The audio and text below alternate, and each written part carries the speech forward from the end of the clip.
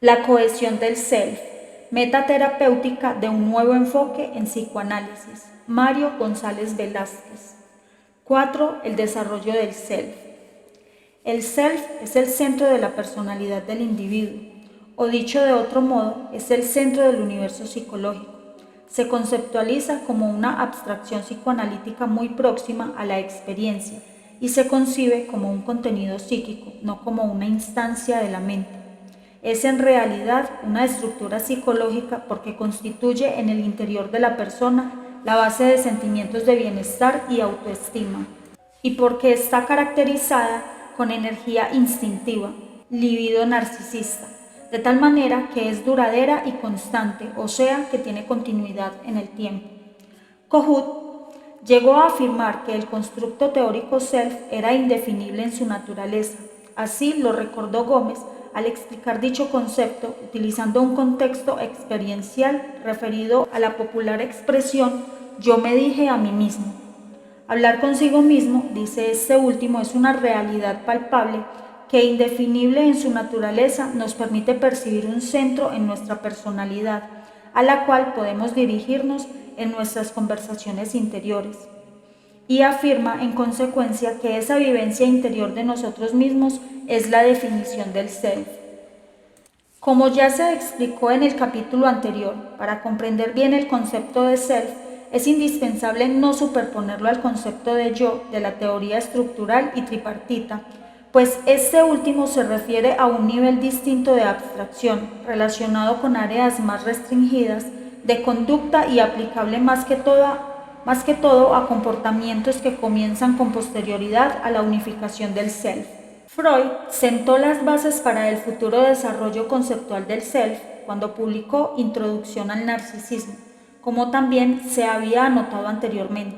En este trabajo resumió sus conclusiones sobre las neurosis narcisistas. Según sus investigaciones, estas eran las entidades psicopatológicas más próximas, en cuanto a su modalidad de organización, a las fases más arcaicas de la vida infantil.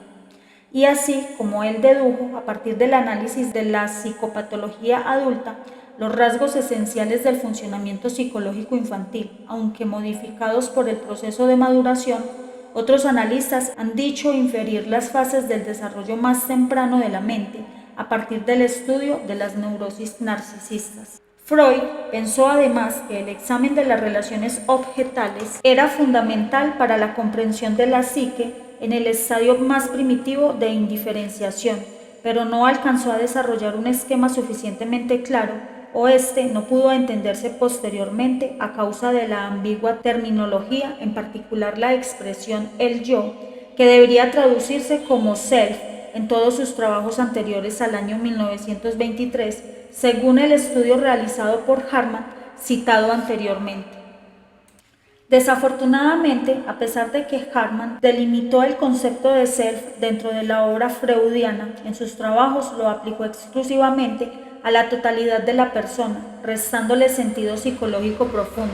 En cambio, Kohut le dio toda la importancia dinámica y genética a ese sistema organizado de recuerdos que comúnmente se denomina representaciones del self.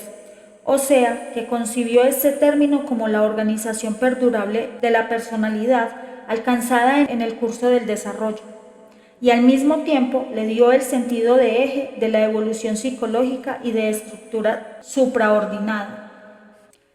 Hedo y Goldberg ratificaron la posición de Kohut al sostener que los efectos dinámicos continuos, producidos por las percepciones que la persona propia registra de todas sus actividades del pasado, hacen que la personalidad organizada en su conjunto sea una realidad efectiva, y ninguna designación más simple y precisa para conceptualizar este hecho que el término self. Es a este self de la obra kohutiana al que seguiremos en su desarrollo, con la inocultable ambición de comprender mejor y hacer más comprensible tan escurridizo e inquietante concepto. El self, según Kohut, está constituido por diversos elementos que el individuo adquiere a lo largo de su interacción con las personas significativas de la infancia. Si tales interacciones son óptimas psicológicamente, el self llega a ser cohesivo e integrado. Etapas del desarrollo del self. Antes de que el self logre su cohesividad, pasa por unas fases en la cual los diversos aspectos que lo constituyen no se han unificado. Se les denomina etapa de los núcleos del self, o de los núcleos dispares del self, o del self no íntegro. A partir de dichos núcleos, el self se construye y se vuelve firme y cohesivo. Para que se cumpla adecuadamente el desarrollo del self desde la fase inicial hasta la fase de la cohesión, se pasa con anterioridad por las etapas de las interacciones óptimas entre el niño y sus self-objects. Se denomina así a los objetos necesarios para cumplir aquellas funciones que aún no posee la psique inmadura y que son experimentados en el mundo intrapsíquico como partes del self. Con esta designación quiso Kohut diferenciarlos de los objetos investidos con libido objetal, toda vez que los self-objects están investidos con libido narcisista. En razón de lo anterior, las relaciones que el niño mantiene con los objetos más arcaicos no deben estudiarse dentro de la línea evolutiva del amor de objeto, sino dentro de la evolución del narcisismo. La siguiente etapa del desarrollo del niño, fundamental para la formación del self cohesivo, es la denominada interiorización de las funciones del self-object. Las características de la relación self-object se convierten, mediante un mecanismo de internalización, en funciones propias del self. La internalización, según Kohut, consta de dos procesos, el de las frustraciones óptimas y el de la internalización transmutadora. Las frustraciones óptimas se refieren a las molestias inevitables que le causa al niño durante la crianza, tales como desacuerdos, negativas, ausencias, dolores o falta de aprecio, que no lleguen a ser prolongadas o traumáticas, de ahí su denominación. A partir de las frustraciones óptimas se produce la internalización de las funciones del self-object, de tal modo que el niño puede adicionar a su self varias funciones, entre estas la aprobación como fuente permanente de autoestima, de ahí el concepto de internalización transmutadora. Con el tiempo, la secuencia de frustraciones óptimas se torna internalización transmutadora, que va formando el self nuclear a partir del cual se estructura el self cohesivo. En suma, el self en su desarrollo pasa por una serie de etapas que culminan en el logro de un estado cohesivo. Para adquirir esta cohesión, caracterizada por firmeza, estabilidad y continuidad temporo-espacial, el self necesita durante el crecimiento la ayuda de objetos que ejecuten las funciones específicas y apropiadas de cada fase del desarrollo, las cuales no puede realizar el niño debido a su incapacidad. Tales funciones fueron designadas evocativamente por Kohut como funciones del self-object. El self-object es en realidad el objeto que proporciona los cuidados y la atención necesaria al niño, a fin de que pueda desarrollarse, organizarse y estructurarse su self infantil. Hay dos tipos de self-object: el especular, que corresponde a las necesidades del self grandioso, y el idealizante, correspondiente a la imago parental idealizada.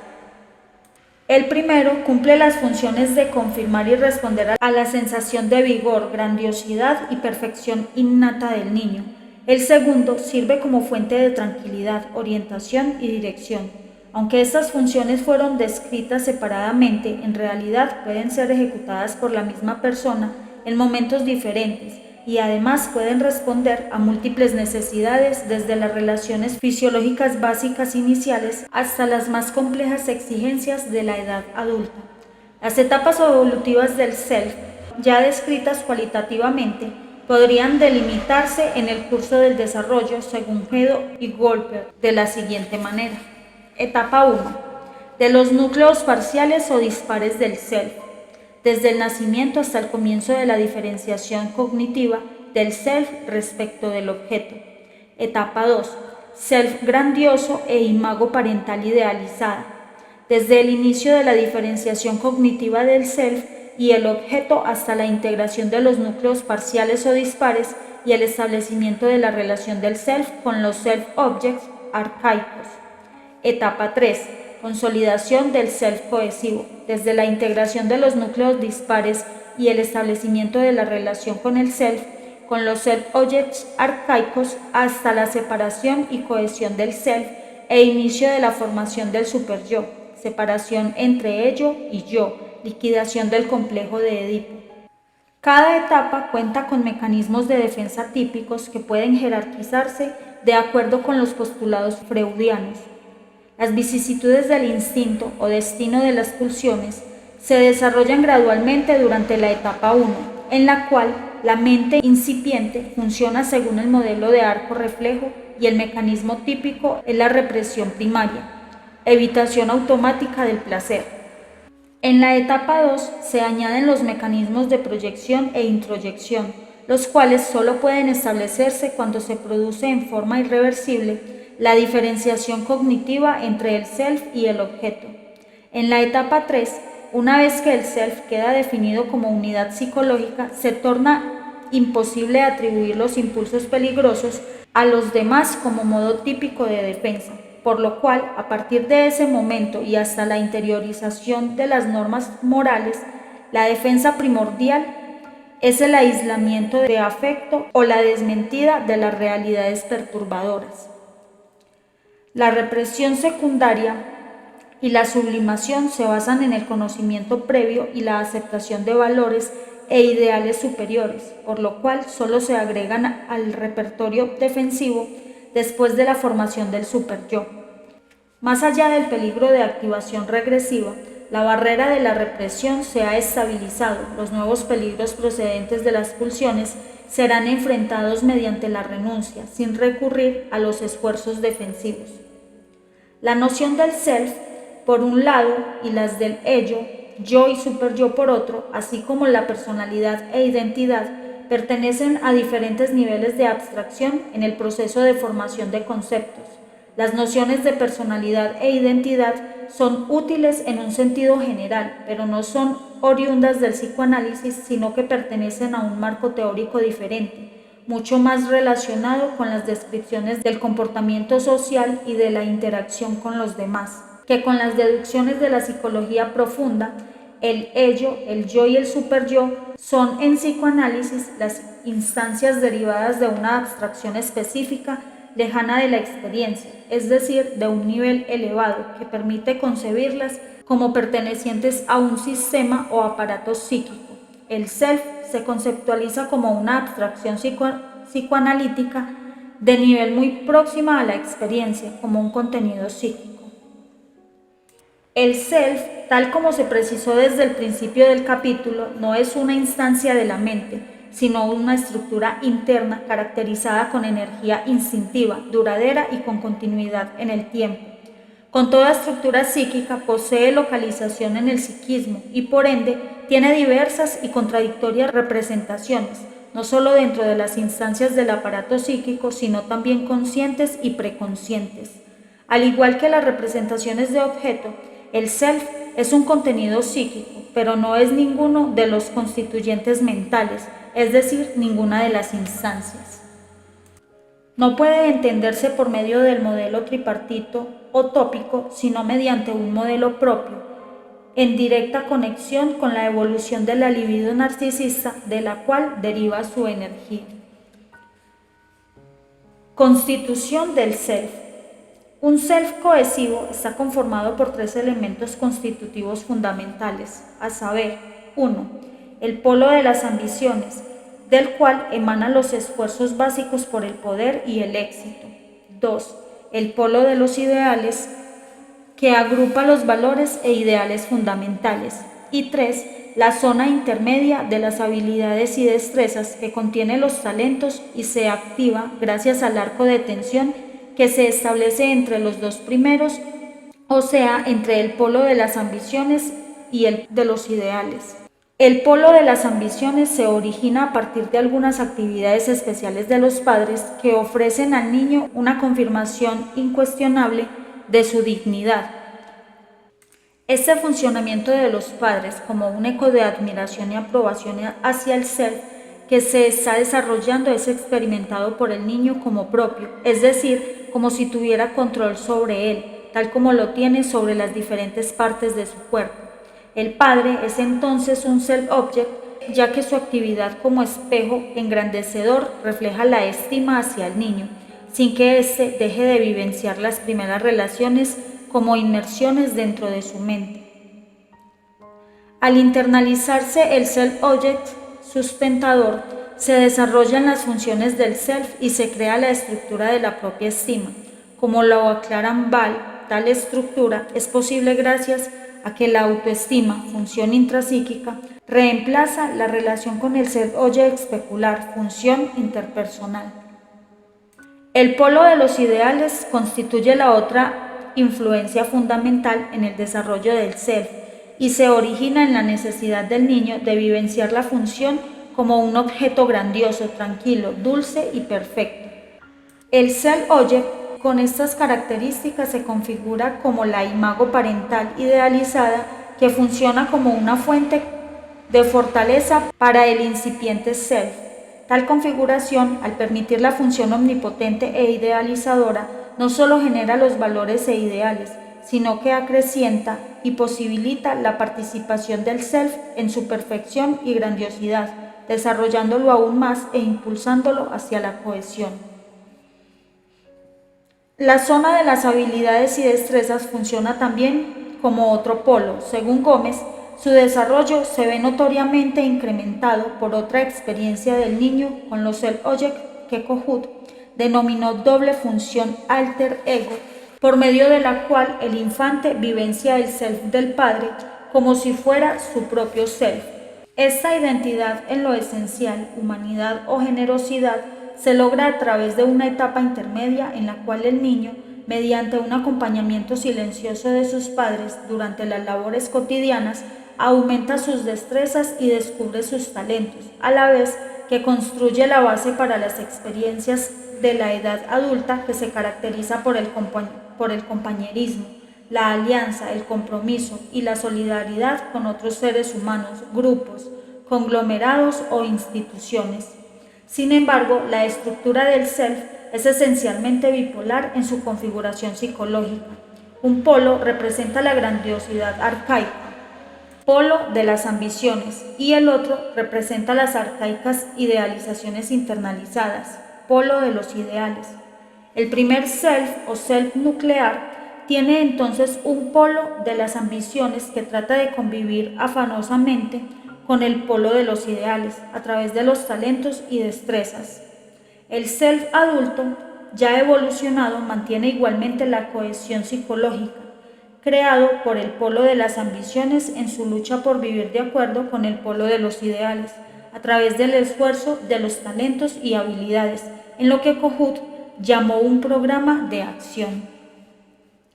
La cohesión es la resistencia del self a su ruptura o fragmentación y se vivencia como la continuidad en el tiempo y en el espacio del self bipolar. Existen dos fuentes principales de consolidación del self. Una es el depósito de elementos endógenos de soporte, derivado de las funciones internalizadas del self-object que mantienen la autoestima, y la otra es la necesidad permanente del self-object a lo largo de la vida, desde el nacimiento hasta la muerte. Es decir, que las relaciones del self-object, según Kohut, constituyen la ausencia de la vida psicológica. Obviamente, la naturaleza de las relaciones self-object cambia en el curso de la vida, en la medida que transcurre su funcionamiento.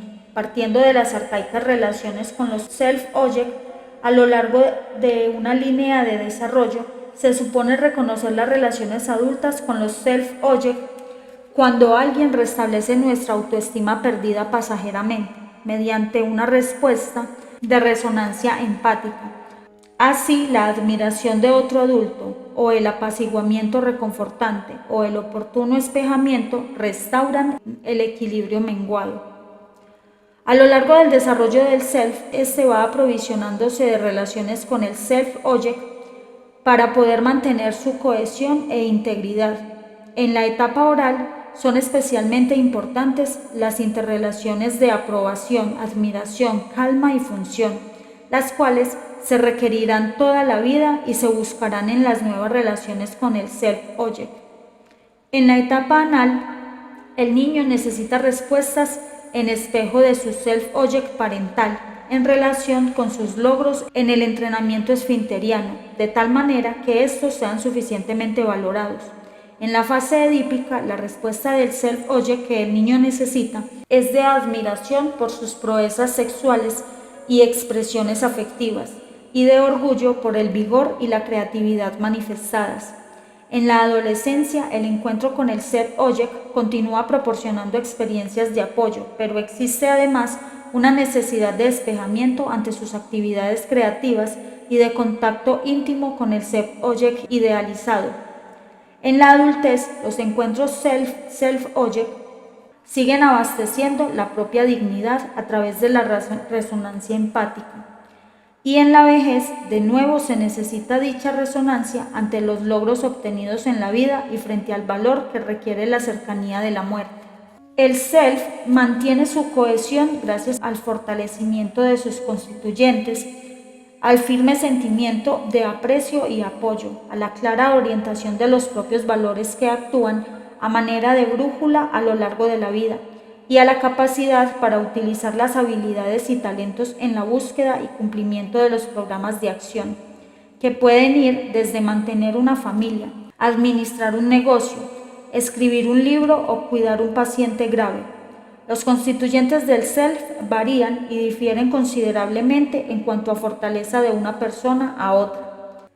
Algunos selves son más resistentes a la fragmentación que otros. Algunos son más vulnerables a las pérdidas de valoración y están menos afirmados en cuanto al propio aprecio, siendo por lo tanto menos cohesivos. Algunos son carismáticos, mesiánicos y orientados hacia el liderazgo. Otros son dependientes, hambrientos de reconocimiento y necesitados de un líder que los guíe. Para un próximo audio 5. La evolución del narcisismo.